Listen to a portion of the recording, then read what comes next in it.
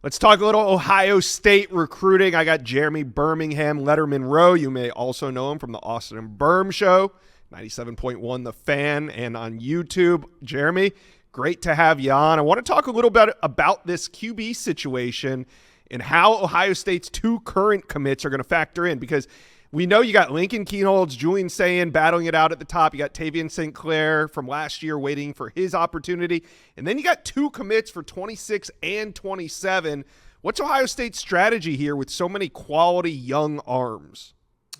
Get more of them, because the Buckeyes would like to add a second in the class of 2027 if they can do it. They were very high on Teddy Gerard, who just committed to Notre Dame. Yep.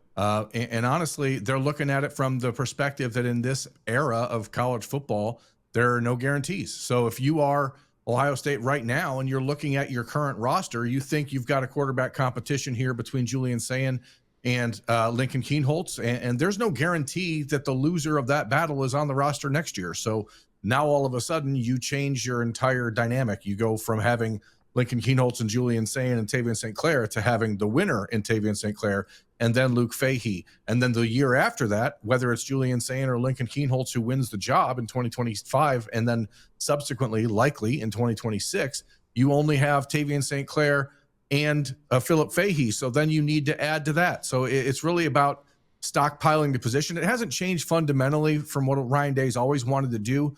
His goal is to have 4 scholarship quarterbacks at all time, 4 quality quarterbacks who can contribute. The difference is now you have to pay for them. And so the calculus changes quite a bit. And for the Buckeyes perspective, it's understanding that even a player like Philip Fahey, who I think on 3, we have him as the number 25 ranked quarterback in the country. You can't get that for free. There are 100 other programs in the country who would love to have Philip Fahey as the face of their program. So this is a position that is going to always be a premium in football, and you better be willing to pay for it. Yep. Ryan Day, because of his reputation, because of his legacy as a quarterback developer, I think is able to convince kids like Philip Fahey that the best opportunity for him is to come to Ohio State and learn for 2 years. And maybe you don't even play in Columbus, but guess what? By the time you're in year 3 and maybe you're moving on to a different program, you're going to have a really good reputation and a good resume to go start somewhere else. All right, we're going to talk a little NIL strategy, but first, Ohio State fans, do me a favor, jump on board, hit subscribe to the Rivals Recruiting channel. All right, so Ohio State recruiting with Mark Pantoni and the boys in charge, you know, they're always kind of on the cutting edge of whatever's new and happening. So what has Ohio State, what have you seen with Ohio State? What have they learned about quarterback recruiting in this modern NIL era? I mean, I think, honestly, Josh, I think that's it. That it can't be free. But also, the more important thing is that and we've seen some schools do this. Lincoln Riley, notably, is one of them. Dabo Swinney's tried it, where you alternate years and you go big-time national guy, and then you find someone to just fill the roster.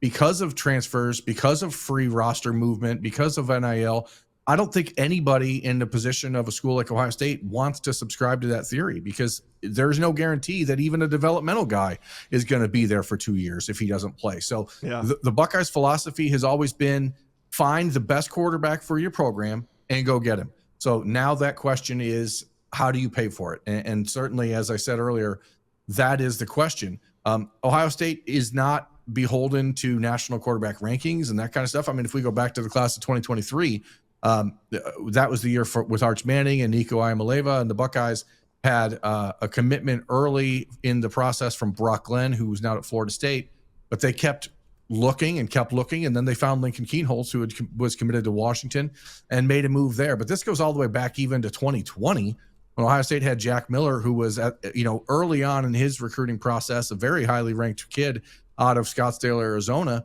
And throughout the process, 3 months, 4 months before signing day in 2020 or the summer of 2019, the Buckeyes found a little quarterback in California named C.J. Stroud and said, "Hey, maybe this one's better."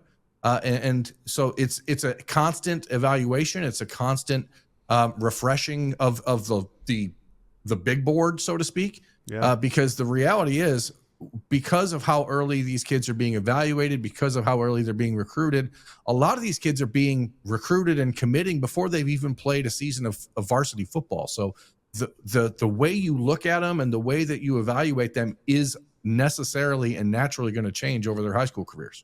Yeah, and it sounds like Ohio State also takes into account in recruiting that attrition at the position is just going to happen. So kind of like you said at the start, just stacking these arms on top is just one way to plan for attrition as well. Yeah, correct. Absolutely. I mean, that's you have to because Devin Brown, for example, I mean, another guy that was not in the plans originally when he ended up committing to Ohio State after decommitting from USC just a week before signing day in the class of 2022. That only happened because Quinn Ewers reclassified in late 2021. So right. Everything is, they've been forced to adapt at that position more specifically than any other in the last 6-7 years. I mean, hell, we can go back to 2019 and Dwan Mathis being the longtime commitment, and then Justin Fields becomes available in the transfer portal, and then Dwan Mathis ends up at Georgia. They've never been settled at that position, and part of that is because Ryan Day is a former quarterback himself, and he knows exactly what he's looking for, and he isn't going to take someone that can't do what he wants. But some of it is just being quick to react in a world of college sports that is changing faster than most of us can talk. And I can talk fairly fast. Since you're new to Letterman Row, I mean, the 2026 cycle, it's not over, but a lot of the ducks are in the pond already. So I just wanted to ask you, what did you think has been the most compelling storyline when it comes to Ohio State recruiting in 2026? I mean, I don't know if compelling is the word. I think from a fan perspective, the most frustrating thing continues to be the defensive end position and the recruiting that's happened there in the last 4 cycles for Ohio State. You go back to 2021 and you sign Jack Sawyer and JT Tuimoloau, and they're both top 5 players overall, and you expect that rocket ship with Larry Johnson is just going to continue. And then the NIL world happened, and like quarterback, like cornerback, defensive end in the NFL is a high dollar position. Ohio State views it similarly, but they have yet been able to really manage that position in this new era. And that happened again this summer with the commitment of Carter Meadows to Michigan. That was a big one for Ohio State. They felt like they were there. Luke Wafel, who obviously committed to USC, that was a back and forth of negotiation in the last 24 hours, and the Buckeyes thought that they had what they needed to get done there. And then you wake up the next morning and the phone call says, hey, actually there's another 6 figures, another 7 figures on the line from somewhere else. And at that moment, everything you've done changes. And so the Buckeyes, because Ross Bjork is very involved in the administration of the new college sports committee and all of the rules that they're trying to put in place after the House settlement, they have very intentionally been handling the NIL in this cycle with their one hand tied behind their back when it comes to high school players. That's not to say they haven't been aggressive, because they certainly have been. But if you look at guys like Chris Henry and Caden Dixon-Wyatt and Kari Wilder, Sam Greer, et cetera, they're not asking guys to come play for free, but there is a premium price tag that is being applied to a lot of these kids at premium positions. And Ohio State is just not changing their philosophy on whether or not it's smart to spend $7.5 million on a player over 3 years when you don't know if they're going to be there in 2. Yeah. And when it comes to NIL, I mean, you kind of have 2 buckets, right? You have the high school bucket of NIL spending, and you have the roster retention bucket of NIL spending. And I think Ohio State probably up there when it comes to retention. You don't see a lot of Ohio State's impact players ever leaving the program, really. So I wanted to get your opinion. Where do you think Ohio State ranks in high school spending at the NIL level? Like, are they amongst the elite? Are they kind of in a tier 2 or tier 3 when it comes to that high school spending?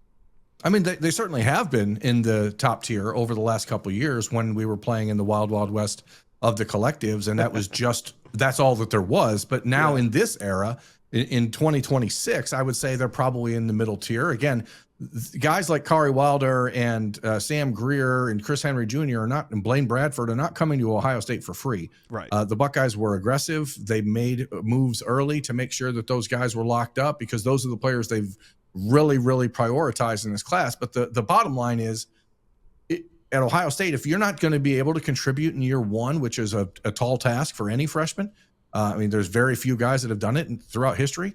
Unless you're really one of those dudes, unless you're that guy like a Jeremiah Smith, it is hard to justify paying double, 7 figures for kids to come in and develop. So the Buckeyes are trying to take a more balanced approach. I think, when you ask about it from a high school perspective, certainly I would say right now they're in the 2nd tier. No one's going to cry for them around the country that Ohio State isn't spending more money. Most people still believe that the Buckeyes won a national championship only because of NIL. But as you mentioned, like that roster a year ago, the famed $20 million roster was almost entirely a matter of retention and retaining the guys that were on the roster. Yes, you added Caleb Downs. Yes, you added Seth McLaughlin, but those were not players that were going to be there unless Nick Saban retired. And then Quinshon Judkins was just sort of a gift from the SEC gods. So it's not a situation where Ohio State was going out and saying, we're going to offer these kids millions of dollars. It's a situation where Davison Igbinosun and Tywan Malone at Ole Miss knew Quinshon Judkins pretty well. And those two are both in Columbus now and said, hey, come give us a look. And that wouldn't have happened if Travion Henderson wasn't okay with it. So the roster was built in such a way that I think Ohio State's trying to balance the truly high-end high school prospect and retaining your roster and developing it. Because, in this NIL era, Josh, like the teams that have been built exclusively through high-dollar prospects out of high school, you're going to have to do some digging to find one that's been successful to this point. There it is. Ohio State Talk with Jeremy Birmingham of Letterman Row, also Austin and Berm Show on 97.1 The Fans YouTube channel. Go check it out. Jeremy, thanks for dropping by the Inside Scoop today. Glad to be here, man. Thanks. Appreciate it.